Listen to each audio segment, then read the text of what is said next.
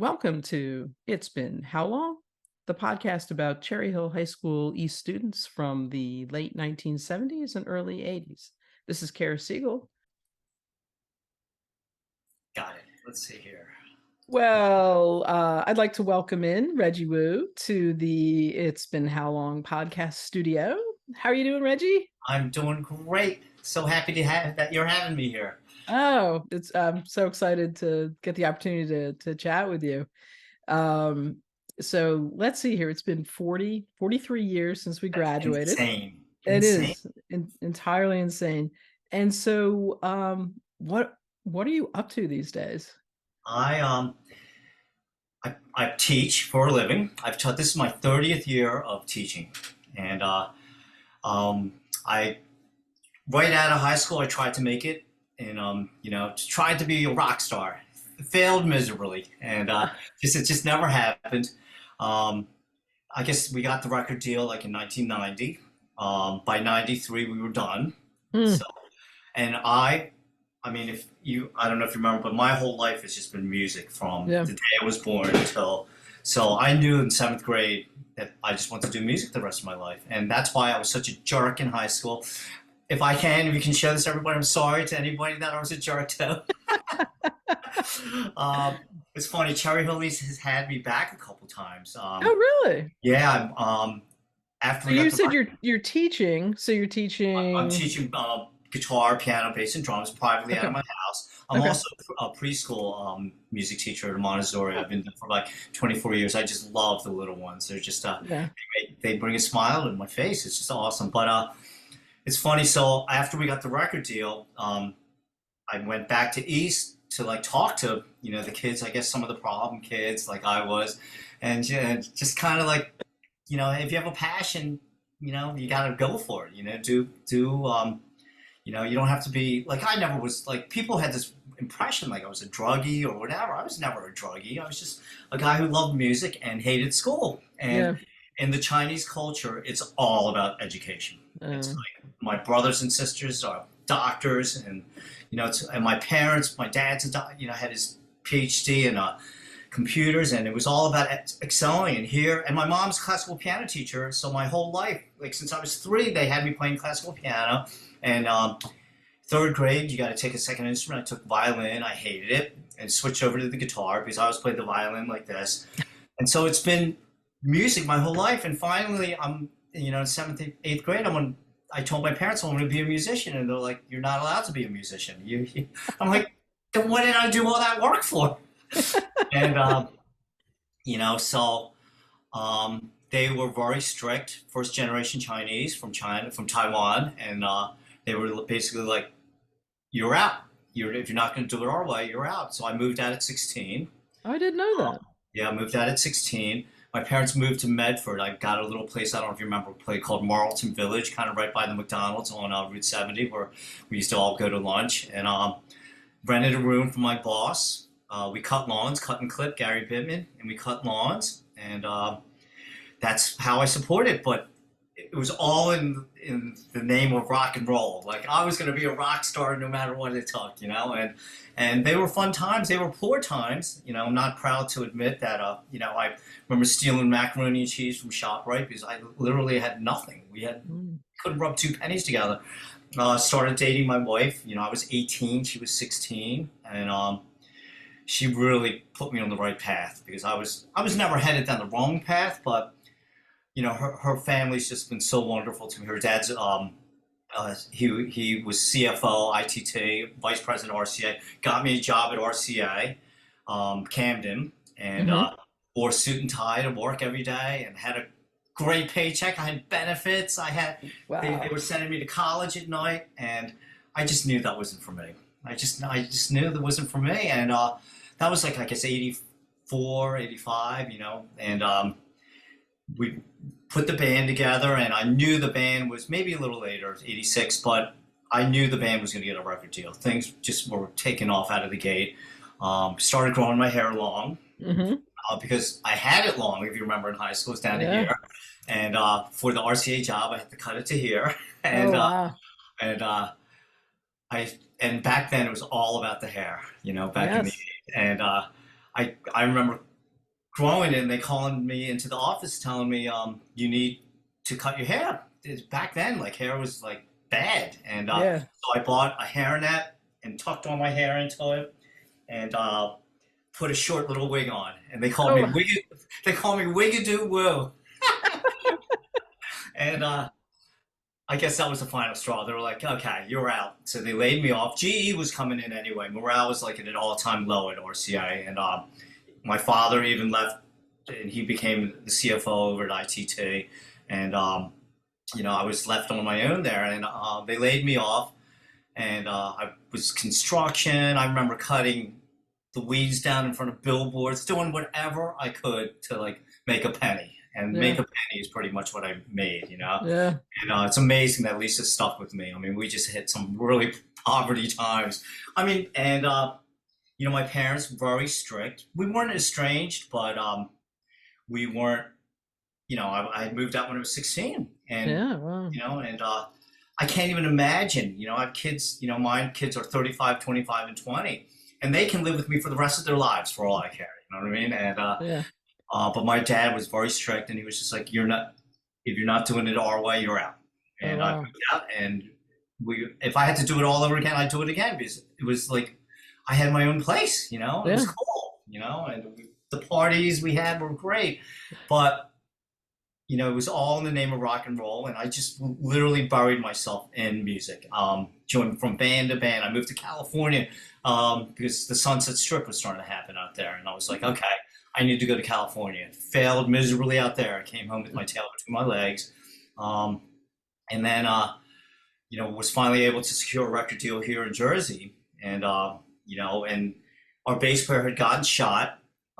Some drunk guy, some random guy at a nightclub said, he got kicked out because he was wasted. He's like, I'm coming back and killing everybody. And this is back in 1990 when shootings weren't common. And very sadly, what I heard Wow. the other day, like 173 shootings, and we're in July. It's just insane that Yeah. this is our world. But this was back then, and shootings weren't. And me and my wife, we had signed to Columbia. Me and my wife, MMR, I don't remember the big radio station here was WMMR. Yeah. They were having a little thing for us to celebrate that we'd gotten a record deal, and me and Lisa had left like 2 minutes before George, and the guy came back with a sawed-off shotgun, and apparently sawed-off means it sprays you. Yeah. A regular shotgun puts a big hole in you, Mm. which so he took like 150, 175 pellets from here down. His Ugh. groin was gushing. Uh, Um, it pushed the record back a bit. And the record company and management were like, "We need you to get a new bass player." And we're like, "No, he's our family. We're not getting a new bass player." And pushed our record back. And by then, grunge came in, and our career ended before we even started. And wow. to give Donnie Einer from Columbia Records credit, he replaced us with us and Warren. He replaced us with Alice in Chains, and to this day, Alice in Chains is still relevant. So. Yeah. That's why Donnie Honor gets paid the big bucks. He knew what he was doing. At the time, I couldn't see it. I'm like, this band sucks, and they're now one of my favorite bands, And in fact, I use the Jerry Cantrell model. He's the guitarist for Alice in Chains. I use his amp in my band. I'm using the guy who ended my career's amp. Wow. So, so in '93 we were done, and I was like, what do I do? And my mom's just like, teach. I've always she had me teaching at 15 or 16. Okay. Like she taught me how to teach since I was early teens, and so I started teaching, and that was '93. So here we are, 30 years later. Wow. And thank God I ran a little ad in the Trading Times. Do you remember that newspaper? Yeah. Yeah. Yeah. In the back, in the front was all cars. In the back, they had Right. a little music section. Bass player looking for bands, guitar player selling this, and I just ran an ad. Reggie from Heaven's Edge giving guitar lessons. I got my first 17 students, and thank God for that. Yeah. And I've been teaching now for 30 years, and I started doing Montessori, and I really enjoy it. Yeah. What did my father-in-law just told me the other day? If you enjoy what you do, you're not really going to work, and I really do enjoy what I do. And That's great. I'm a little burned out. I go 7 days a week. Wow. And this is my 19th year of 7 days a week. about 4 years ago, my wife's like, you need to take off Sundays. We need one family day. And so I said, okay, this September, I'm going to stop teaching. I stopped in September. My daughter got engaged in December, and I started teaching 7 days again to pay for the wedding. So I had the 4 months of 6 days a week, you know. Yeah. But during the summers, I take July and August. I take the 8 Sundays off, and we call it the 8 Sundays of Wu. You know, some days it's good just to wake up and just stare at the ceiling in your pajamas, you know, Absolutely. and just chill out. But you know, I got one more son in college, and he's out in California, and maybe when he graduates, I can cut back a little bit to 6 days a week and just try to enjoy life a little bit. You know, I'm 60 now. Yeah. Crazy. I'm 60, you know, and Lisa's like, we need to enjoy life. And after losing my parents last year, you know, put a whole new spin on life. I know nothing but work, and that's just my nature. And that's I've just I know I you know, you got to work to make ends meet, you know, Yeah. and I feel like I'm blessed to have these students. You know, I feel like, you know, thank God. Oh, it's my daughter. It's funny. She at age 14, you know, I guess I don't know if you were like this with your mom, but at age 14, I was like, what happened to Daddy's little girl? She became so mean to me. It was all about friends. So she graduates college, and she immediately gets a job in fashion for John Varvatos up in New York. So she moves wow. to New York, and she And doesn't she's know how anything. old? She's how old? 35 now. 35. So this is from age 21, I guess, 21, you graduate college. She's living in New York, no friends, no nothing. I give it to her for moving there. Yeah. And all of a sudden, she starts calling me every night.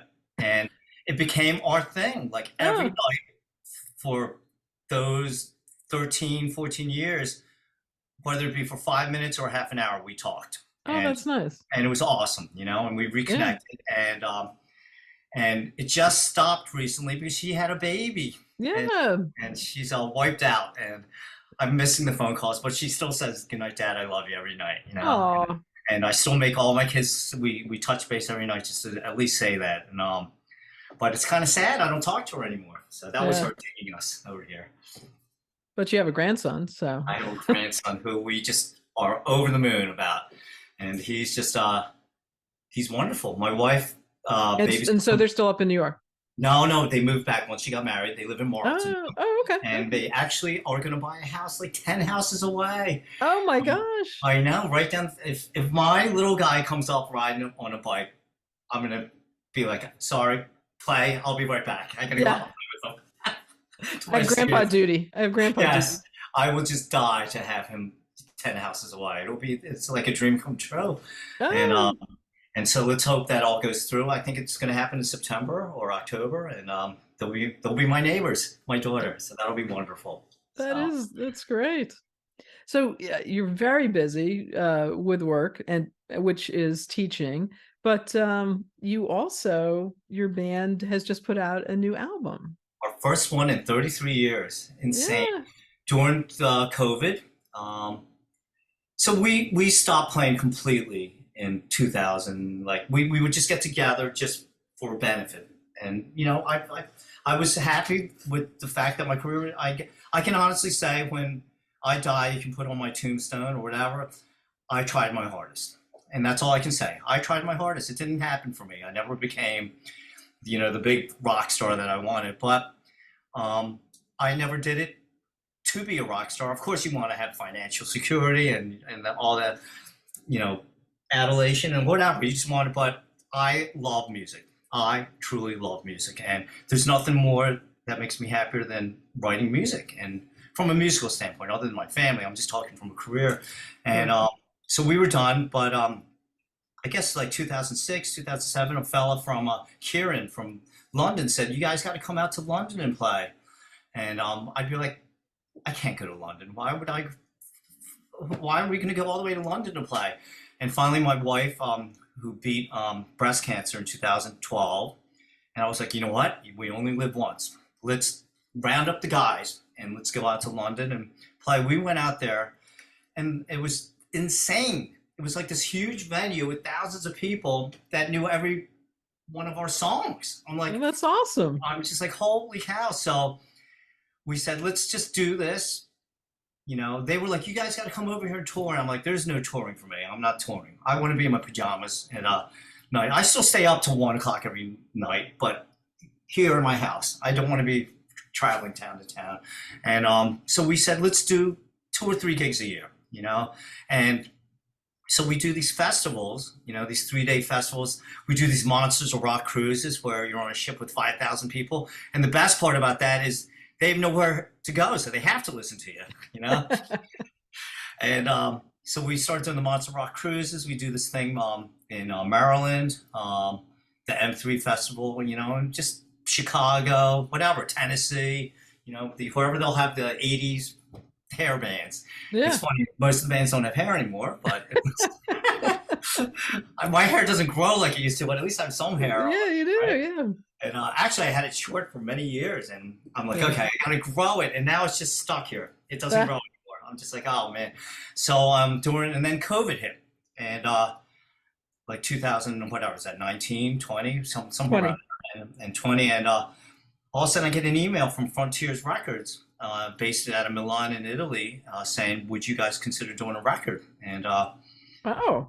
and I was just like, I guess. I looked them up, and they specialize in old bands. They have like Journey, Whitesnake, Oh. like all Rick Springfield, like all, Yeah. all the rockers in their 60s. And I'm like, well, that's perfect for us, On and, brand, as they say. yeah. And that's what they specialize in. So we got the guys together, and me and my singer Mark, me and my whole band, we're like brothers. We love each other, and doing a lot of these festivals.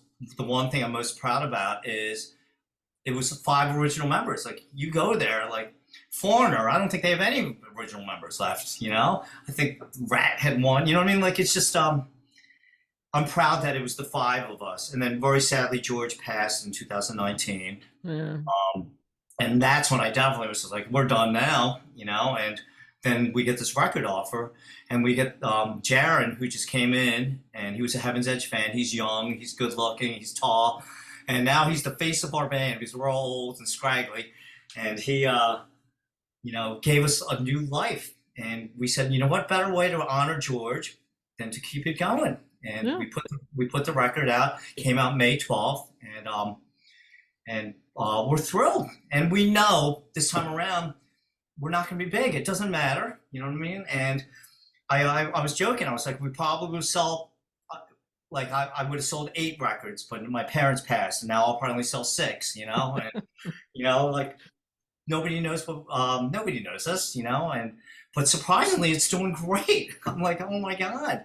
So we're like headed off to Germany next month. Go to a festival out there, and come back and do some local stuff here, and just. We're not amping it up. We're not touring, and Yeah. but if we can go and do maybe we'll do 5 gigs a year now instead of 3. And just have some fun. But the record come out so far, the response has been wonderful, and a lot different now. Like, I can't even go online. It's funny. Our first single was "Had Enough," and it came out, and I'm reading. You go on YouTube, and of course, there's hundreds of comments, and one guy's just like, I used to love these guys, but after a minute of listening to the song, I've had enough. I'm like, oh my god. So you get instant criticism right off the top. But that's the 1%. The other 99% has been positive, and so it's a lot different. I just learned the other day, 1,500 streams equals 1 album sale. I never knew that. Oh wow. That's a lot of streams. Yeah. 1,500 streams? Like, For holy cow. 1 album. Wow. It was 1 album sale. So I was just like joking. I'm like, I need to just put it on Oh, autoplay while I'm teaching.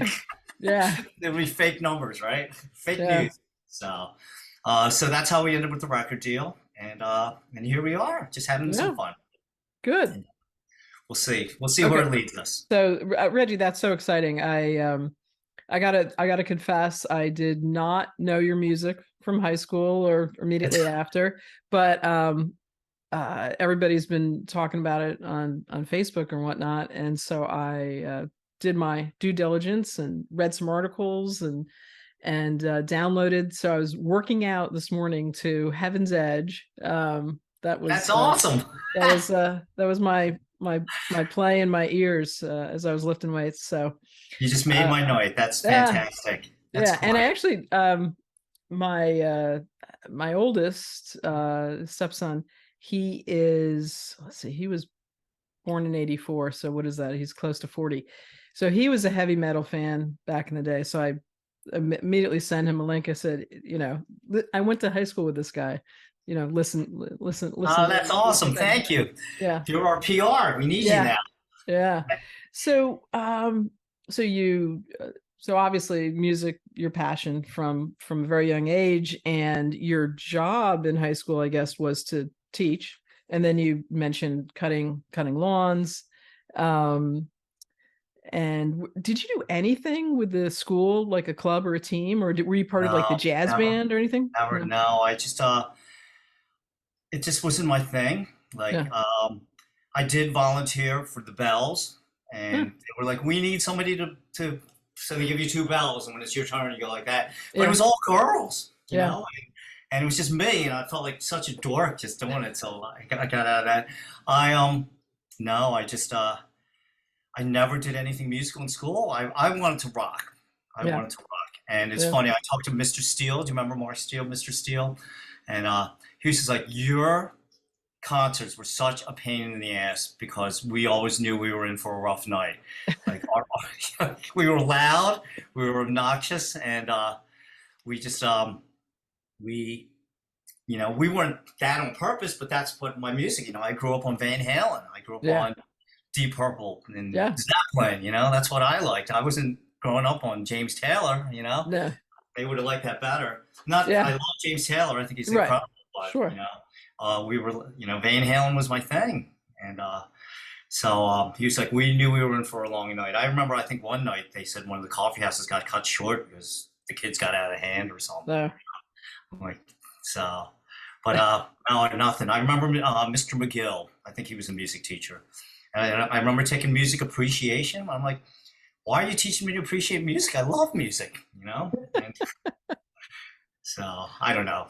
So with your travels for your band, or it was that mostly locally, or it's clearly you're going to Germany. Have you been and you went to When England, you said? So when we had the record deal, we would do the hot pockets. Like they would show you like where you were selling records, and oh, you're hot in North Carolina. We'd go to North Carolina for a week. You're hot in Ohio. You're hot. We were very big in Los Angeles, so we did a lot of California runs. San Diego. We were big in Boston, the Northeast, so we did a lot of stuff up there. It's funny, and then you get the sales charts, and you'd see Seattle, 0 sales, and I'd be like, and that's eventually where the grunge came from. that's where the grunge, yeah. Yeah, that's Yeah. where. So they hated us. Ah, So not a lot of actual touring. yeah.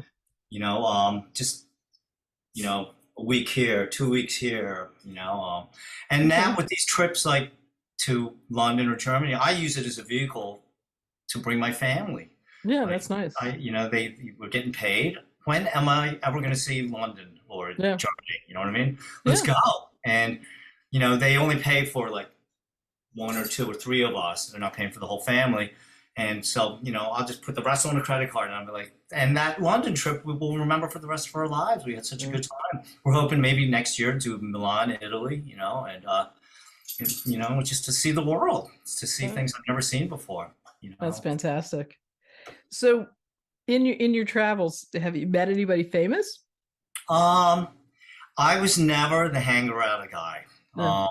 My band, though, like when you're with the label, they're like Metallica's in town. You guys want to go? I was the only guy in the band that had a family. I Ah, can't be like, I just got off tour, hun, and I'm going to a concert tonight. See you later. She would kill me, you know. So like the band would go there. They'd be backstage with Metallica. They Guns N' Roses. oh wow. My, I was never the mingler. In fact, like we do all these shows now with all the bands that were big in the day, and I pretty much do my show, do my meet and greet. I do all my media stuff that you have to do, and then I'm out of there. I'm home. Yeah.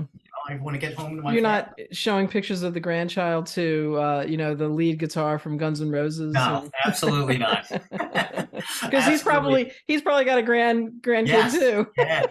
I'm the most rocker there is. No piercings, no tattoos. Ah, I'm scared of needles, so that'll never happen. My wife's like, "You need a tattoo," and I'm like, "No, maybe I'll get a little dot, and that'll be it. That's yeah, all I can handle."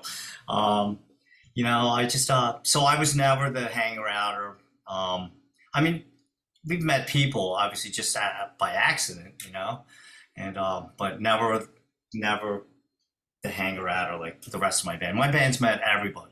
They've hung out with everybody. My yeah. singer, they know how to do the whole mingle, the whole schmoozing. Schmooze, yeah. Schmooze. I'm just like, get me home to my family, so that's all good. So, but I did hang out with Paul McCartney for a week. So that was just on vacation.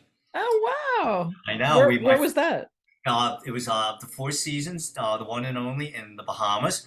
I have the greatest in-laws. They are just wonderful to us. They've taken us to places we would never be able to see. Italy, Dominican Republic, just the most amazing vacations. So they've taken us to it. So we started off by going to Atlantis, and we've probably been there like a dozen times.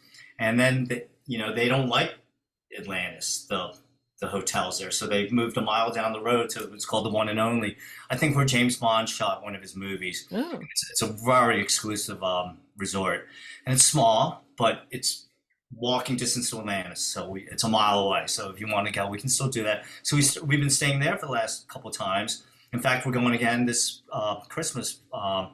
And one year we're there, and the McCartneys were there, the whole clan, 15 of them. I turned wow. into a complete groupie, and I mean, I found out what time he worked out. So he was at the gym at 11:45. I'd be there on the treadmill or on the elliptical, working out. I knew which one he worked out on. And I heard he hasn't been back since we've been there, and it's probably because he's like that crazy Chinese guy's probably going to be there stalking me again.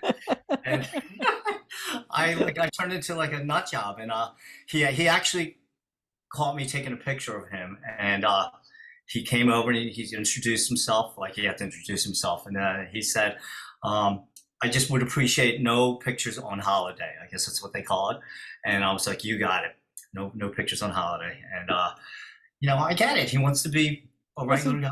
Yeah. He was there with the grandkids, Mary, Stella. He was there with his new wife, her kids, and the whole clan was there. And every morning he'd walk into breakfast and be like, good morning, everybody. And I'd be like, he's saying that to us. He said good morning to us.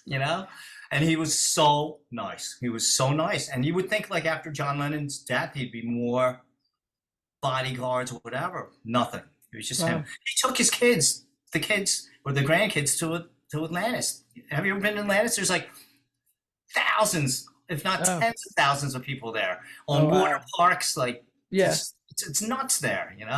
And he just put a baseball hat on with sunglasses you didn't even know was him. And Wow. and I'm like, wow. So he was super, super nice. It's so funny. So I was in the lobby where they shot the casino. I think that Casino Royale, that's what was shot Oh, by okay. James Bond there, okay?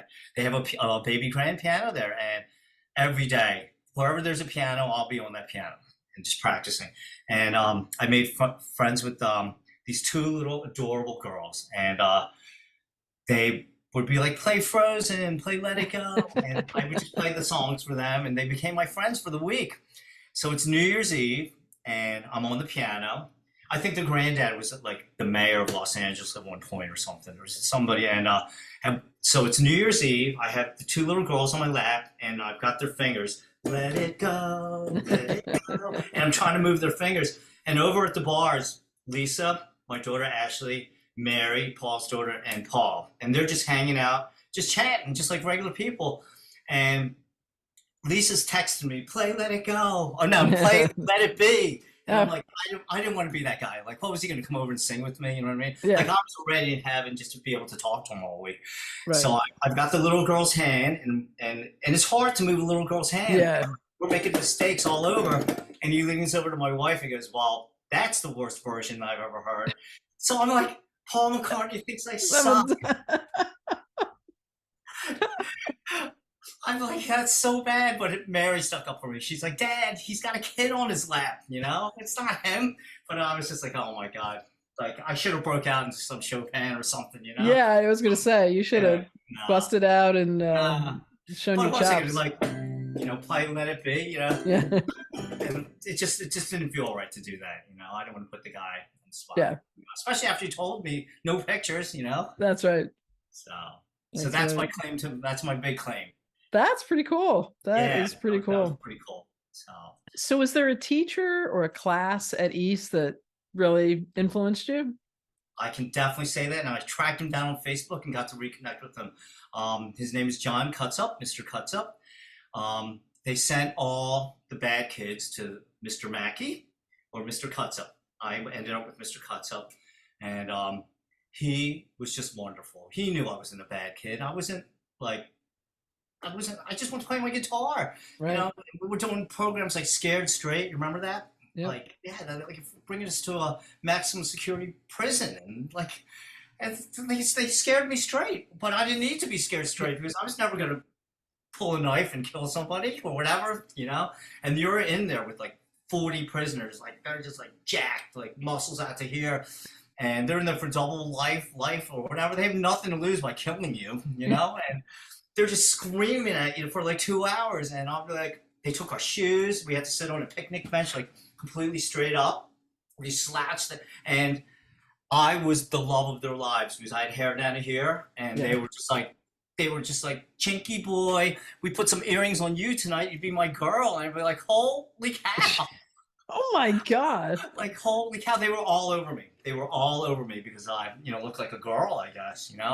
It was definitely, pretty traumatizing. Yeah. Oh my But afterwards, God. we got to meet with them, and it was just all a show. They were wonderful. They gave us their cards. They were called lifers, I think, Yeah. and they were just like, listen, if you ever feel like you're headed the wrong way, call us. And it was all a show. But I guess it was a violent show because I heard they discontinued it. Yeah. It sounds like it could be really triggering. Oh my God, we heard stories about one kid mouthed off, and one of the prisoners like punched him so hard he went flying off the stage. Oof. I don't know if they were just telling us that to make sure we didn't mouth off. But Yeah. it was like, so here, and then I get expelled my second week of senior year. And they pulled Mr. Miles. You remember Mr. Miles? He was our assistant principal. He pulls me in and says, "Where have you been?" So the big thing was I would just sign into homeroom and just leave. If you remember, if you faced east, to the right was all woods. We'd just go out there and play guitars and have fun and like go to McDonald's for lunch. I never went to any classes. And I don't know. I had no interest, and I would show up just to get by. And so finally, the second week of my senior year, they expelled me and they sent me to Camden County Alternative.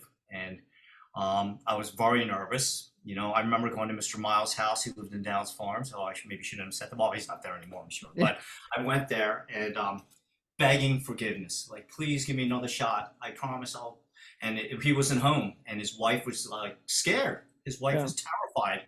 She's like, please leave, or I'm calling the police right now. And I'm like, please give your husband this message. I want another shot, and begging for forgiveness. And they sent me to that school, and it's awesome because it wasn't awesome at the time, but through Facebook, we've reconnected with a lot of, my one friend Joy, she went on to be an attorney. We were all like, we weren't bad kids. And but at that time, but my courses literally, I think I had a course, Frisbee was one of my courses. Um, we had meditation or something, and that's when I would take like a nap for 45 minutes, like, I actually turned into a worse person by them sending me to that school because, kids were throwing chairs through windows, Wow. and I'm like, I remember my wife, we still laugh about this because it's so not me. But remember the little milk cartons that you would get, the little pints of milk? I'm like, can I get another milk? And they're like, no, you've had your milk. And I look over there's like a couple hundred milks with a couple gallons of milks. I'm like, you can't give me another milk?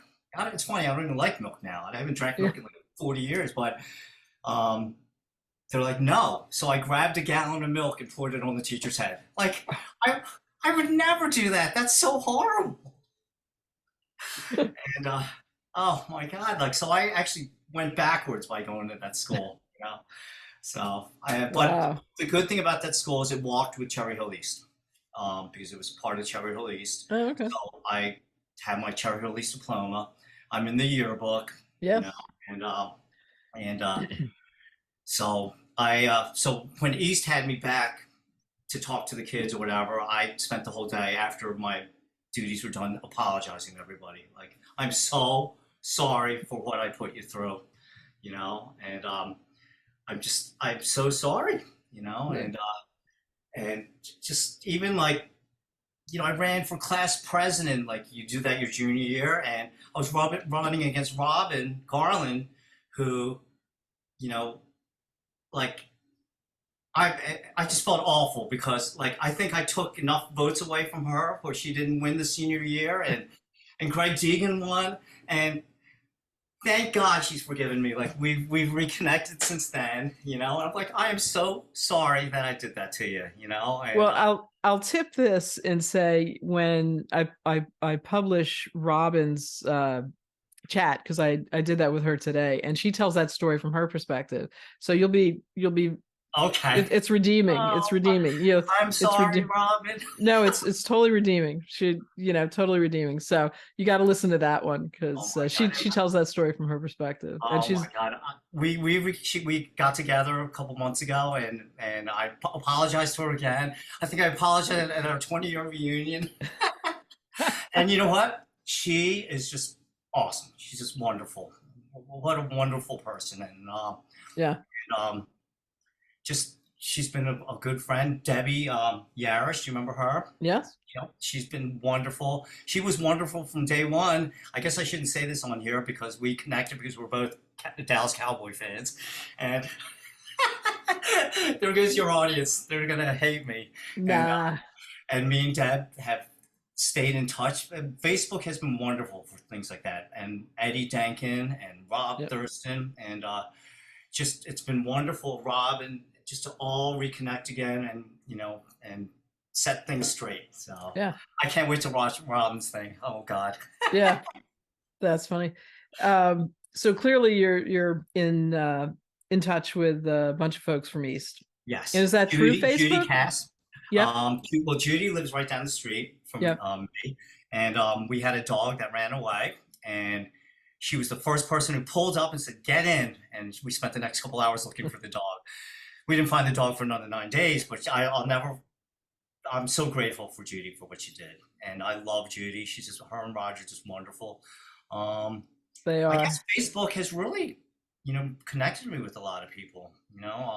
But I'd say those are the people that I still really talk to on, all the Regular time. basis. Yeah. Yeah. I mean, I see Patrice. Do you remember her? She's out in San Francisco, Oh, Pagano, okay. and Yeah. she's out in San Francisco. That's where my son's in college. So Oh, okay. Deborah Schmid, she's out there, and it's Hmm. good just to know that she's been like, I'm here. If your son ever has a problem, I'm here for him, and that's No. just wonderful to know that Yeah. our You classmates got are all, people. yeah, behind us. Yeah. So it's just been great. Yeah. Did you have a high school sweetheart? I had one girlfriend before Lisa, and that's it. I was terrified of girls. I still am, and and it's funny. It's like the kids nowadays, they couldn't care less. Like, I would think about girls, but I would never in a million years talk to them. Because girls were scary, and they still are. And I was in a band, and that's supposed to give you a little leg up, and it didn't give me a leg up. And I met Lisa. Like I said, she was 16, I was 18, and we've been together ever Was she since. at East She or? was at East. She was Oh, two okay. years behind, me, class of '83. Okay.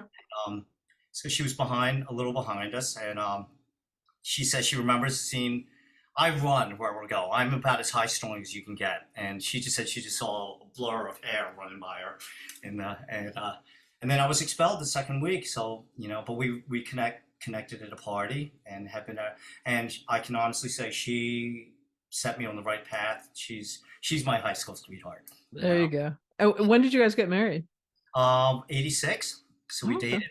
We dated for 5 6 years, and her poor parents were probably like what have was my daughter found? Because I think I walked in their house with bare feet, because I never wore shoes. I don't know. I guess I could afford them, but I never wore shoes, so my feet were black. And I remember walking on the white rug, leaving Oh. footprints. And they are the most wonderful in-laws, so they knew we were going to get married, and they were like, "You need to. Why don't you move in with us and start saving for a condo or whatever, your first place?" And so I moved in with them, and I think the first night that I lived there, I slept walked into the room, and they said I was standing over them, like just standing there, and they were like, "Reggie, can we help you?" And they said I murmured and turned around and walked out. I can't believe they let me marry their daughter. And I'm so close with them. I mean, obviously, it's a 40 something years now we've been together. And Lisa's sister, Debbie, we're very, I couldn't ask for better family to be part of. That's great. That's great. Um, so wow, you just told us so much about one of the questions I usually ask is a standout memory from high school. And but I mean, you've told us so much about it. I don't know if you have a one that beyond the ones you've shared already, or Oh God, I have bad ones I could share. well, no, I mean, it could be a high, it could be a low, it could No, be an I'm or just not. mortified. I'm mortified of what a jerk I was, Uh, and I just it's just now that I'm a father, like, oh my God, I was such a jerk, all in the name of trying to be like, because that's what was cool if you were a rocker, you know what I uh, mean? To be against authority, you know what I mean? And so I'm mortified of some of the things that I've done. Um, I remember one of the worst things was playing that East Auditorium. It was my first gig at the Cherry Hill East Auditorium. That auditorium is massive. At least I yeah, remember it to be massive. So I've yeah, been there. I've been back there for my little one, my 20-year-old who's now in college, loved theater. So we'd go to all those plays at Cherry yeah. Hill East. Well, my first gig there, I'd never played a big venue like that, and I turned up my amp and it started feeding back, and my guitar was out of control. We were horrible, and I remember like not crying, but just being so upset about like that was my debut at Cherry Hill East. Like we sucked, we completely sucked.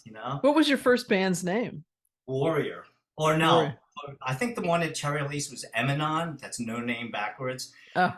With Victor Scarcamazza, Bob Diano, Ron DeSuma, and we'd go up there and play our Deep Purple songs, and they were fun times. Yeah. But then Warrior was my first main band. I guess that was just right out of high school. And Jeff Gordon, good friend. Phil Swift, I tell the story all the time. I saw Phil and Steve Smith. I don't know if you remember. Phil Swift is the Flex Seal guy. Oh, Okay. okay. Class of '79, I guess a year ahead of us. And he's doing, I don't even know if you know what Flex Seal is. It's a product that Yeah. stops. Yeah. We Yeah. See, we all buy we it. got it in a white elephant for one holiday. Okay. Phil is so massively successful, but he played the eighth grade. He was in eighth grade. I was in seventh grade. Talent show back to school, and him and Steve Smith they did Purple Haze, and it just blew my mind. And seventh grade, I'm like, that's what I want to do. I'm like, that's what I want to do for the rest of my life is play. So Phil tells the story, that I put Reggie on his path, and he did.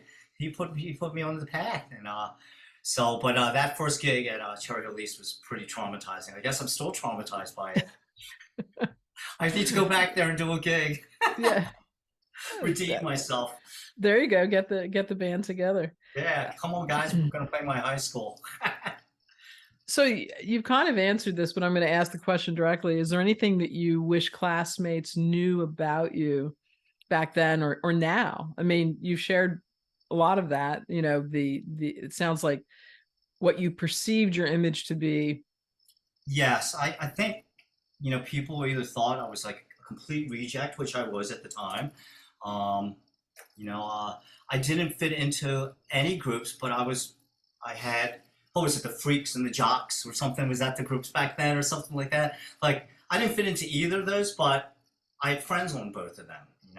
But, you look up, like, I went to Bret Hart. So, Carol Becker, who I saw, Lisa Gilman, what was her maiden name? Weinstein? Like, we all kind of grew up together, and Matt and Chris DeVallo, like I worshiped them. They were like the cool guys, and they were so nice to me. Just wonderful, wonderful people, and but I guess I always felt out of place. I grew up in Woodcrest, which was primarily a Jewish neighborhood. Like Yeah. we always joke that that's why I got good at music, because every summer everybody would leave me. They'd go off to camp, and I'd have nothing to do but play my guitar or piano, and I would just practice 24/7 because there's nothing else to do. Judy, in fact, Judy Katz said, I was an honorary Jew, because but I always felt out of place. Like you look at Cherry Elise now, it's I don't know what the breakdown is, but there's a lot of Asians, there's a lot of Indians, a lot of African Americans. I think our class, it was like me and Ann Lee as far as being Asian. It's funny, people are like, "Why did you ever think of marrying an Asian?" And I'm like, "Well, there was one girl, Ann Lee, and she hated me, so that didn't work." But I think now, I mean, it's got to be like way higher now, don't you think? I mean, I haven't been back in there. It's a good question. But certainly we did not have a diverse no, student body at all. no, No, not at all. no, So I yeah. guess I always kind of felt out of place, and I thought I would make my mark being the rebel, And I apologize to everybody again. I'm so sorry for being the rebel. And Um, and my kids are the exact opposite. Knock on wood, they're yeah, social butterflies. They're just great kids, yeah. and they're just wonderful. And so I don't know. Maybe it skips a generation, but I hope not, because I hope the grandson's a great kid Ah, too. I'm sure he will be. So have you been back in the building? When did you go? Why did you I go? guess I And went back. I was back in '90 when they had me back to okay. talk to the kids, and then I've been back there, for a dozen of these plays. Cherry But Elise still Did your puts on. son did your son go to Eastman? No, no, we're Yeah. Voorhees, and Okay. Eastern doesn't do a good job. Cherry Elise and Cherokee were his. He's like, "Can I go to Cherry Hill somehow?" And I'm like, "I don't know. I don't think so. I guess there's a way, but I'm sure you have to pay for it, Yeah. if you don't live in Cherry Hill." Yeah. So I've been back there. The only time I wandered the halls was in '90, because when you go to the plays, you're just. But I have to say, the cafeteria and all those paintings on the wall, they look exactly the same. I don't think they've changed that. Yeah. The little theater, I think, was there. I tried to peek in a couple of the rooms.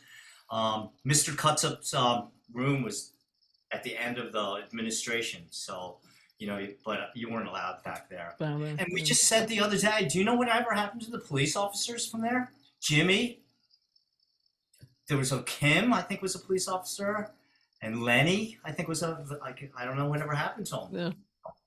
So, Interesting. but do you remember like C Wing, like in between classes, people would just be out there smoking, and I mean, my God, it can't be like that nowadays, No, I can't imagine. you No. know?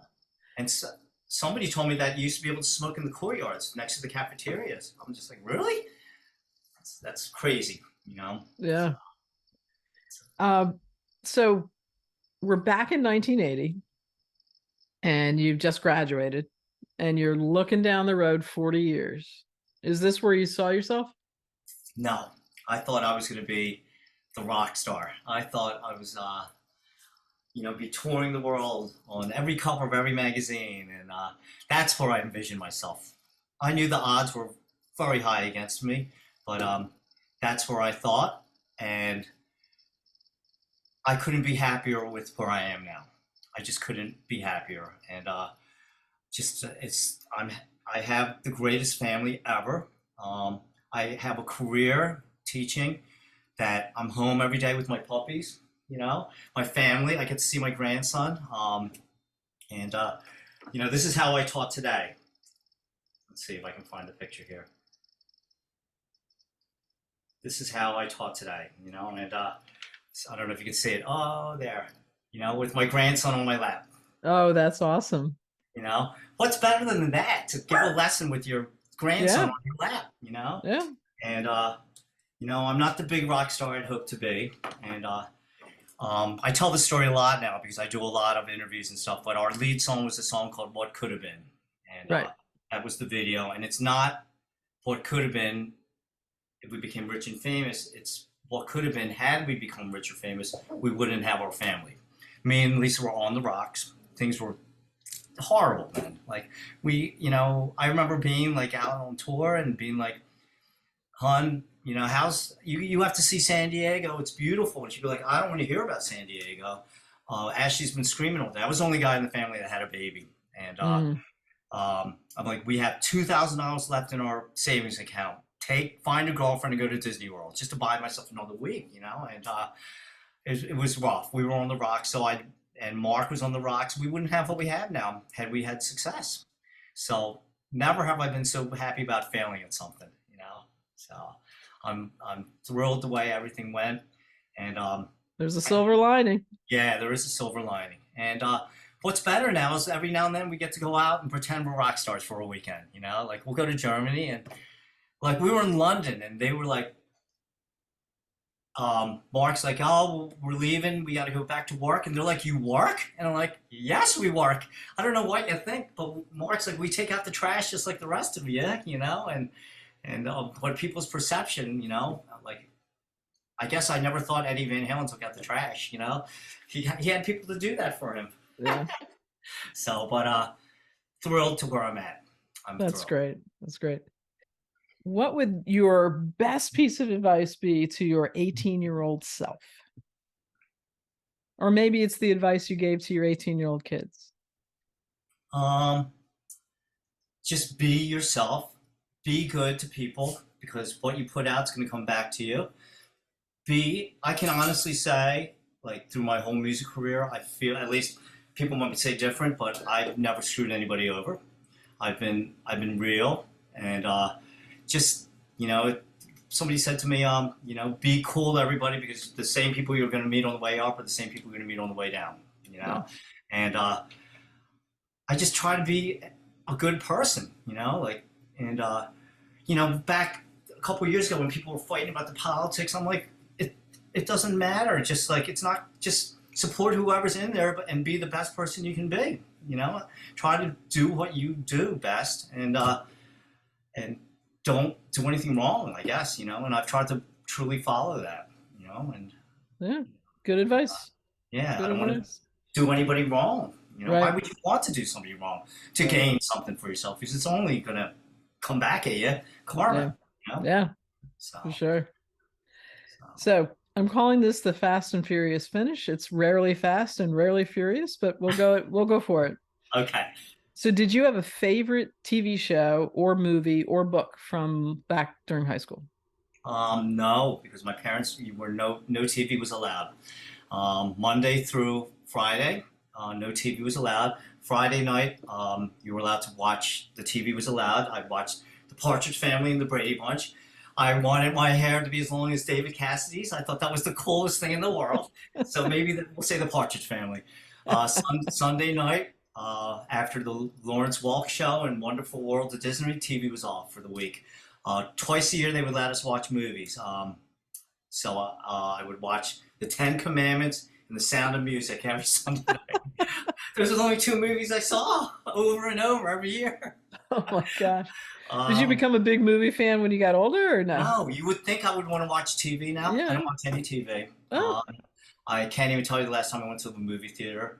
Um, although when quarantine started, there was nothing else to do, so I started watching this Breaking Bad with Lisa, yeah, yeah. and I will never sell crystal meth or whatever it is.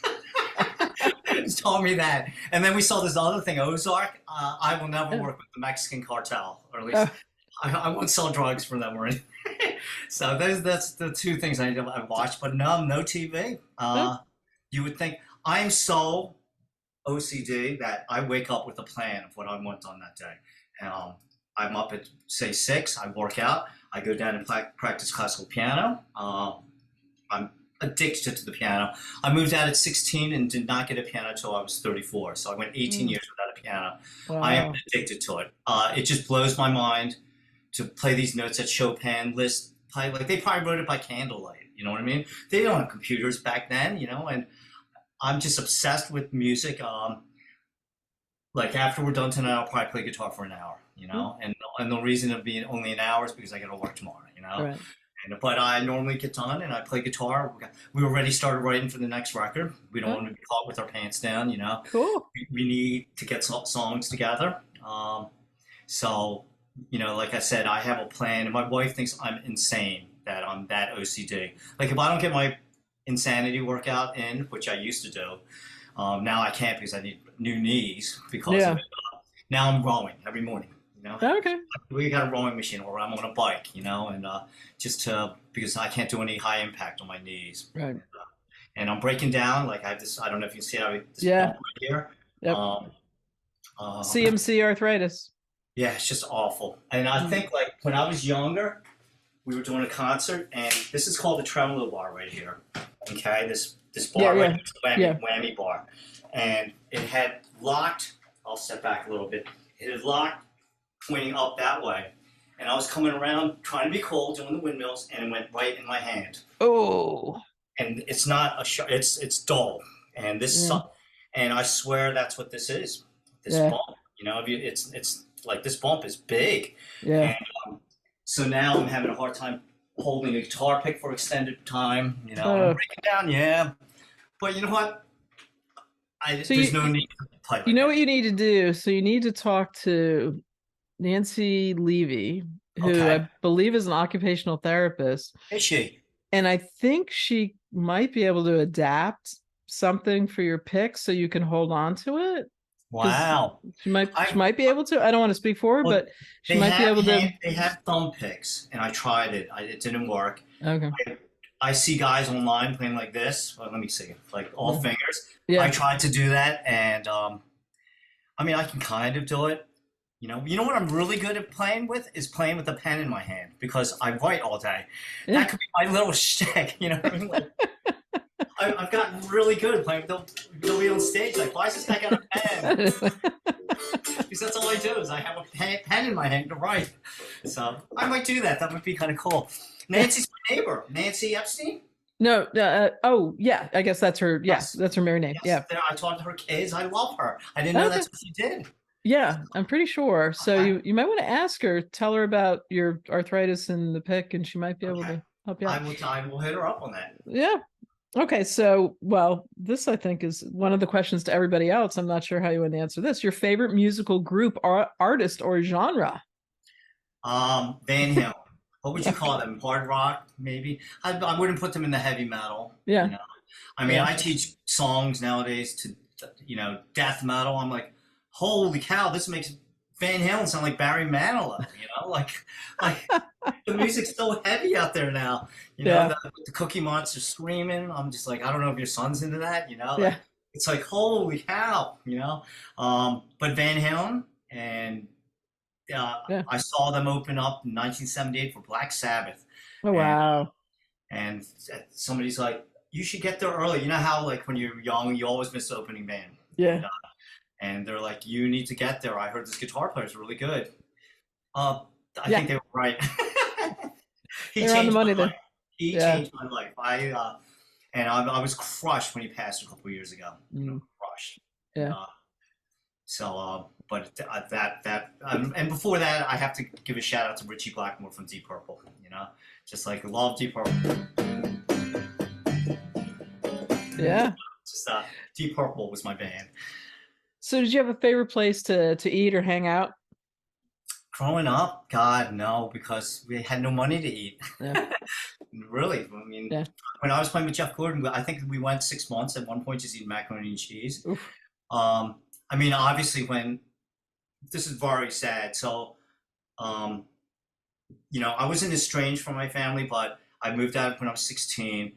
I was a nanny for a family that took me under their wing over in Cherry Hill, Surrey Place East, and the Parsons, Vicky and Lee Parsons, and I was rehearsing a couple houses down at the Gordons, and they knew I didn't have a job. So she said, would you want to come and be a nanny for my family? I need help. And I'm like, I don't know how to be a nanny. And she taught me how to cook, clean, how to be a nanny. And they became like my family. And so we're over there, they would leave for the summers, and I would stay at their house, watching the house, taking care of the dog. And I got the call one day from my my dad from Lisa's mom saying, um, "Doesn't Reggie have a brother named Constantine?" And and Lisa's like, "Yes," and she's like, "I think something bad happened Mm, here." My parents, he had passed away tragically. He had fallen off a cliff in New York and fell mm, 80 feet, and my parents were in New York, and that's how I found out about it, was through Lisa's mom. mm, And that brought us all back together again. mm, Like, okay, it's not about me being a rebel. My parents were like, it's not about me being a doctor. It's about family. That's what life is all about. It's about family. And uh, we reconnected again. And my parents would take us to a Chinese restaurant, Full Ho in Medford, because they moved to Medford. So there's my favorite restaurant. Now we're Joe's Peking Duck here in Cherry Hill, or Marlton, I think it is. And so those are my favorite restaurants right now. All right. So let me get this here. All righty. Oh boy.